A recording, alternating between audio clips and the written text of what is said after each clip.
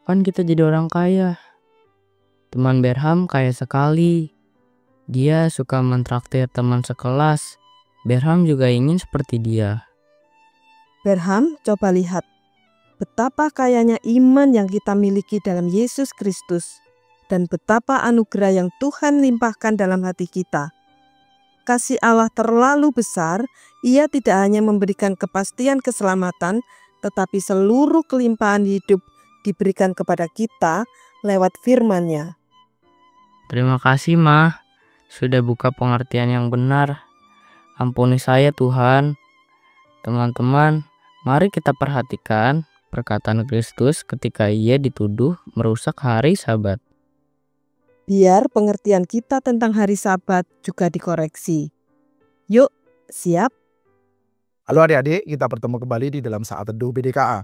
Mari kita bersama-sama berdoa sebelum kita bersama-sama merenungkan cerita firman Tuhan. Bapa di dalam surga, kami percaya bahwa Engkau adalah Allah yang baik, Allah yang memelihara kami melalui firman-Mu. Karena itu kami sungguh berdoa, memohonkan kepadamu, kiranya kami boleh menerima firman-Mu, dan melalui firman-Mu kami boleh betul-betul melihat Tuhan Yesus, dan melaluinya pun kami boleh melihat Engkau dan dipersatukan dengan diri-Mu sendiri. Terima kasih ya Tuhan, kiranya nama-Mu saja dipermuliakan. Dalam nama Tuhan kami Yesus Kristus, kami panjatkan segala syukur dan doa kami. Amin. Ya, adik-adik sekalian, kita mengingat bahwa Tuhan Yesus mulai dimusuhi oleh banyak sekali orang-orang Yahudi. Karena dia melakukan satu hal yang memang semestinya dilakukan pada waktu hari Sabat.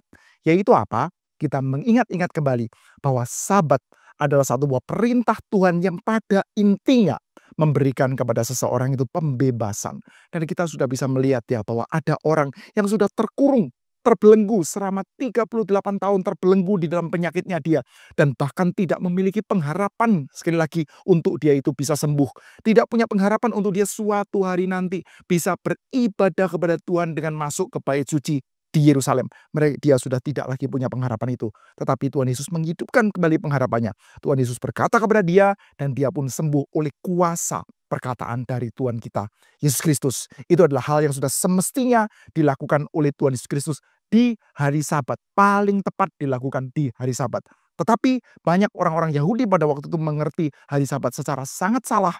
Mereka menganggap bahwa hari Sabat adalah tentang tidak boleh bekerja. Jadi yang dia sangat tekankan adalah pokoknya menurut hukumnya kita tidak boleh melakukan pekerjaan. Di dalam kitab suci dikatakan bahwa mereka pada waktu hari Sabat itu harusnya tidak boleh bekerja. Penekanannya adalah kepada ketidakbolehan. Tapi justru dari sini kita melihat ya bahwa Sabat sejatinya malah akan mengembalikan orang kepada keterbelengguan. Dia jadi tidak bebas. Sekarang jadi tidak boleh bahkan melakukan hal yang sebetulnya dilakukan oleh Allah. Yaitu apa? Untuk menyembuhkan orang, membebaskan orang dari belenggu dan membuat orang itu bisa terbebas dan masuk kembali ke dalam bait suci Yerusalem untuk beribadah kepada Tuhan. Itu pun jadi tidak boleh dilakukan. Loh, ini Sabat yang harusnya memberikan pembebasan justru di tangannya para orang-orang Yahudi. Besar kemungkinan mereka adalah para otoritas agama. Mereka justru menjadikan Sabat itu sebagai kungkungan. Kok bisa begitu ya? Cara pikirnya mereka ini cara pikir seperti apa? Nah, kemungkinan besar sekali mereka bukan terutama sekedar berbicara untuk menegakkan hukum Tuhan, tetapi mereka memakai urusan hukum Tuhan itu untuk kepentingannya mereka. Loh kok bisa? Oh iya, karena mereka adalah orang-orang Yahudi yang ada di Yerusalem. Dan mereka merasa sangat perhatian terhadap agamanya mereka. Besar kemungkinan mereka adalah otoritas agama. Mereka adalah orang-orang yang memang mendapatkan keuntungan-keuntungan, mendapatkan penghidupan atau hal-hal yang baik dari urusan agama. Oleh karena itu kalau urusan agama seperti kayak ditabrak-tabrak, nanti takutnya keuntungan mereka bisa agak turun. Seperti kayak saya begini ya, saya ini adalah pendeta. Sebagai seorang pendeta, maka saya ini melayani di gereja. Jadi, saya hidup karena saya melayani di gereja. Tuhan memelihara hidup saya dengan cara memeliharakan saya melalui kehidupan yang ada di gereja. Ada jemaat yang datang, ada jemaat yang mencintai Tuhan, lalu memberikan perpuluhan, memberikan persembahan, lalu gereja menghitung, lalu memutuskan untuk memberikan kepada saya penghidupan melalui hal-hal mekanisme itu tadi. Orang-orang yang sudah memberikan perpuluhan, memberikan persembahan, lalu sebagian dari jumlahnya itu tertentu diberikan kepada saya untuk memeliharakan kehidupan saya, sehingga saya tetap bisa terus menikmati pemeliharaan Tuhan dan memperoleh kehidupan dan terus melayani Tuhan. Itu artinya apa? Artinya kalau saya melayani Tuhan, maka justru melalui pelayanan gerejawi ini saya bisa hidup. Wah, kalau gitu saya bisa memanfaatkan pelayanan-pelayanan gerejawi, memanfaatkan dalam tanda kutip firman Tuhan atau tindakan-tindakan agama tertentu untuk mendatangkan keuntungan bagi saya. Nah, ada banyak sekali cerita hamba-hamba Tuhan dalam tanda kutip. Sebetulnya itu bukan hamba Tuhan, tetapi hamba Tuhan. Orang-orang seperti itu ada juga yang mengatakan kepada banyak orang jemaatnya, kamu harus memberikan persembahan yang banyak, kamu harus memberikan perpuluhan yang banyak. Lalu setelah itu uang dari persembahan dan perpuluhan yang banyak itu dimasukkan ke dalam kantong pribadinya dia, masuk ke dalam keluarganya, masuk untuk keuntungannya dia sangat banyak. Maka ketika jemaat makin beragama, maka saya makin kaya raya. Kita bisa melihat ada pendeta-pendeta yang bisa sangat kaya raya luar biasa. Jauh sekali lebih kaya daripada rata-rata jemaatnya. Nah, kalau kita lihat ya, ada pendeta yang sangat miskin sekali di tengah-tengah jemaat yang lumayan bagus, lumayan kaya. Itu gerejanya harus bertobat. Dia tidak memperhatikan hamba Tuhannya. Tetapi kalau ada hamba Tuhan yang super kaya, jauh lebih kaya daripada rata-rata jemaatnya, itu hamba Tuhannya bermasalah. Dia memanfaatkan, mendapatkan keuntungan yang besar dari urusan beragama. Nah, orang-orang Yahudi pada waktu itu, mereka bisa mendapatkan banyak keuntungan-keuntungan melalui urusan keagamaan. Oleh karena itu, ketika urusan agama dalam hal ini, sahabat seperti kayak tidak dihormati oleh Tuhan Yesus. Bukan tidak dihormati secara betul-betul ya, tapi sepertinya kayak dilanggar oleh Tuhan Yesus. Maka mereka merasa sangat marah. Bukan terutama karena urusan hukum. Karena kalau kita lihat ya, nanti ya di belakang, mereka tidak peduli dengan hukum kok.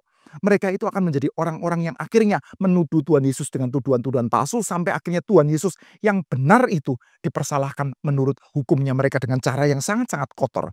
Mereka bukan orang yang betul-betul takut akan Tuhan, mencintai hukum, tetapi mereka adalah orang-orang yang memanfaatkan hukum Taurat untuk kebutuhannya sendiri. Maka mereka marah dan berkata kepada Tuhan Yesus, "Mengapa kamu melakukan tindakan-tindakan ini pada hari Sabat?" Mereka mencari Tuhan Yesus dan ingin membunuh Tuhan Yesus. Dan Tuhan Yesus menjawab dengan satu buah jawaban yang membingungkan mereka. Tuhan Yesus menjawab dengan mengatakan, "Bapakku terus bekerja sampai sekarang. Maka aku, anaknya, juga bekerja terus."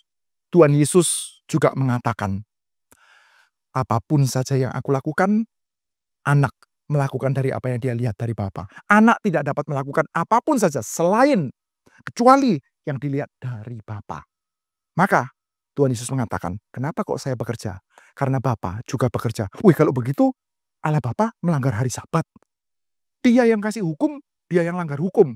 Lalu suka-suka dong saya yang kasih hukum, saya mau melanggar terserah saya. Lalu Yesus juga begitu. Karena saya anak dari Allah yang di sorga, saya anak dari Bapa, maka saya suka-suka melanggar hukum. Oh, enggak begitu. Lalu bagaimana? Pertama, kita mengingat Bapa tidak pernah berhenti bekerja. Dia berhenti dari pekerjaan penciptaannya, iya, tapi dia tidak pernah berhenti bekerja. Kalau Bapa berhenti bekerja, bagaimana dunia kita bisa berlangsung? Siapa yang memberikan matahari, bulan, bintang untuk bisa bersinar, untuk bisa menjalankan semua fungsinya dengan baik? Bapa terus bekerja. Dan Sabat bukan tentang terutama urusan tidak boleh bekerja, bukan. Tetapi Sabat artinya adalah kita itu boleh menikmati peristirahatan kita di dalam Tuhan. Ketika kita bekerja dengan sukacita. Ketika kita melakukan tindakan-tindakan, kita melakukan banyak tindakan dengan sukacita, dengan kesadaran yang penuh bahwa saya melakukan itu untuk Tuhan. Maka dikatakan di dalam kitab suci kita bahwa pada hari ke-7 Allah berhenti dari pekerjaan penciptaannya dan memberkatinya. Tuhan Allah tidak pernah berhenti bekerja. Dia memberikan berkat, dia menopang ciptaan, dia memelihara ciptaan, dan Yesus Kristus sebagai Sang Anak Allah, termasuk saudara dan saya di dalam Yesus Kristus yang adalah anak-anak Allah, sebetulnya juga tidak berhenti untuk bekerja. Tetapi bukan bekerja di dalam cara pikir perbudakan. Bekerja mati-matian supaya mendapatkan uang. Kalau nggak punya uang nanti saya tidak bisa hidup. Bekerja seperti budak seperti itu. Oh tidak. Tapi kita akan melakukan pekerjaan-pekerjaan yang akan mengingatkan kita akan Tuhan yang memberikan pemeliharaan, memberikan penghidupan, memberikan kehidupan yang kekal. Oleh karena itu pada hari Minggu sebetulnya ya kita disuruh untuk bekerja. Pada hari Sabat kita disuruh untuk bekerja. Cuman pekerjaannya seperti apa ya? Memang kita saat ini ya, kalau kita ke gereja kan tidak di hari Sabat ya, kita bekerjanya di hari pertama, bukan di hari ke-7. Kenapa? Karena hari pertama adalah hari kebangkitan Yesus. Nah, kita, kenapa kok kita bekerja dan pekerjaannya apa? Pekerjaan kita adalah pada waktu hari Minggu, kita mempersiapkan hati kita, mempersiapkan diri kita dengan baik, kita beribadah kepada Tuhan, kita melakukan pekerjaan-pekerjaan kok. Kita pergi ke gereja, kita menyanyi, kita berdoa, kita mendengar, kita melakukan perbuatan-perbuatan baik, kita bekerja kok. Tetapi bukan bekerja di dalam skema perbudakan.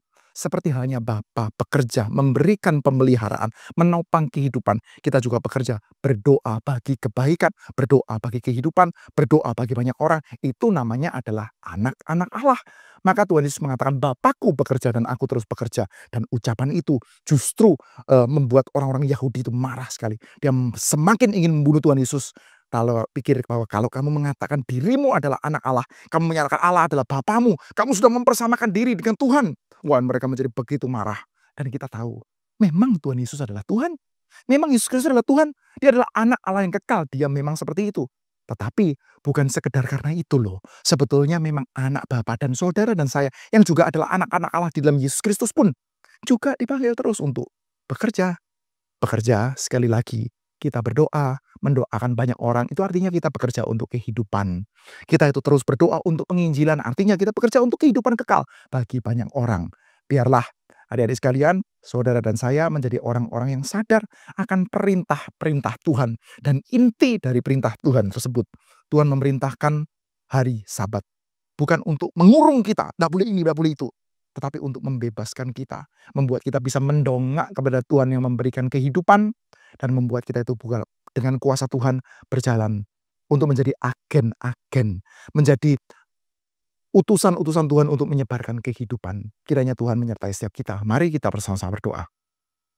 Bapa di dalam surga, kami berterima kasih karena kami memiliki Yesus Kristus yang terus bekerja sampai sekarang.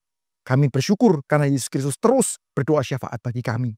Dan kami memiliki Engkau Allah yang terus bekerja dan menopang seluruh ciptaan-Mu. Kami bersyukur Tuhan. Kami saat ini juga rindu, kehidupan kami pun juga boleh diperbaharui oleh-Mu. Kami sebagai orang-orang yang telah terbebaskan di dalam Yesus Kristus, kami boleh menjadi orang-orang yang bekerja untuk kebaikan, bekerja untuk kehidupan. Kami ingin terus bekerja di dalam doa. Kami ingin terus bekerja di dalam segala ucapan syukur, terima kasih kami di hadapan-Mu, menghasilkan berkat bagi banyak orang. Mohon Tuhan kuatkan, mohon Tuhan berikan kuasa. Terima kasih Bapa, terpuji dan nama-Mu, dalam nama Tuhan Yesus kami bersyukur dan berdoa. Amin.